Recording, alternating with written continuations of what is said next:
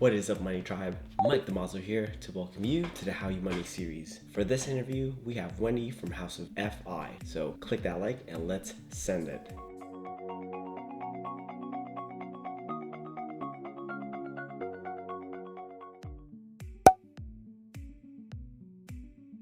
We were in a very hopeless spot. We were drowning in debt.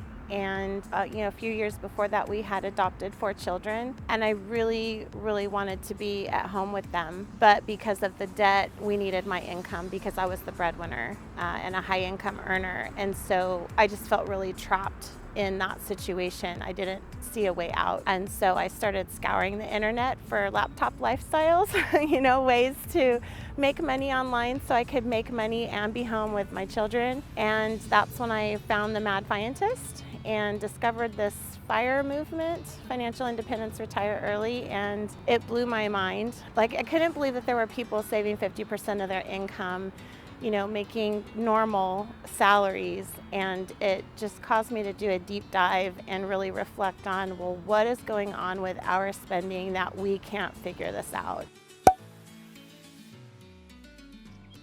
I think I'm really good at grocery shopping.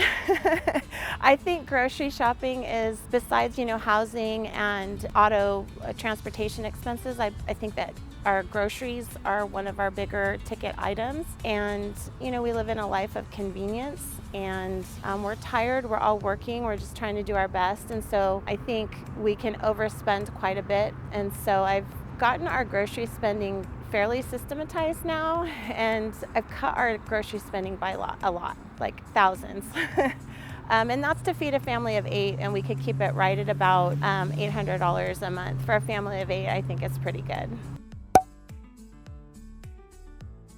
Well, I've already mentioned one. I think the Mad Fientist was the one who kind of opened my eyes to it. And then from there, I discovered the ChooseFI podcast, which I binge watched for a long time. And then through that, it introduced me to more and more people. The other biggest influence was J.L. Collins and reading his book, The Simple Path to Wealth. We really had no experience whatsoever with saving for retirement.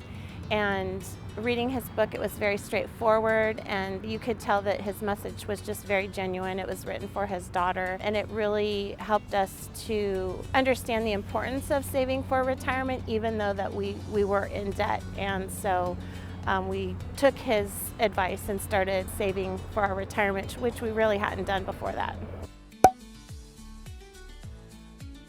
This is a more recent thing, it's traveling. Before, we always couldn't afford it, or at least we felt we couldn't afford it. But just in the past 5 years or so, we have really decided that is important, getting out and seeing the world and experience different cultures and just getting a different perspective. And so we have made that a priority in saving for and doing at least once a year. To not put off saving for retirement, even if you're in debt. I think it's okay to forestall retirement maybe for a year or 2 if you can pay off your debt in a very short amount of time, but especially if you're farther along in life like we were, that you have to do both. That's hard, but I think one that I did really recently, and it's probably not my most popular or gets the most views or anything, but it's one I did on depression and finances. I think talking about mental health and talking about finances are both a taboo subject, but there's a lot of overlap with the two, and I think people need to know that it's normal, but there's also things that you can do to help both.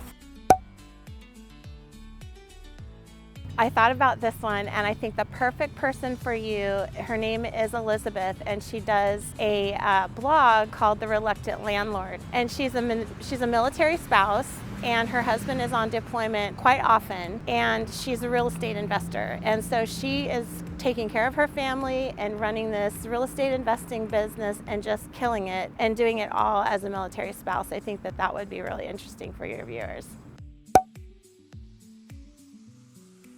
I am up to growing my YouTube channel. I have a podcast, but I put that on hold, and I'm just exploring this new medium, and I'm really enjoying it. I feel like I can connect in a different way, and I'm really enjoying it.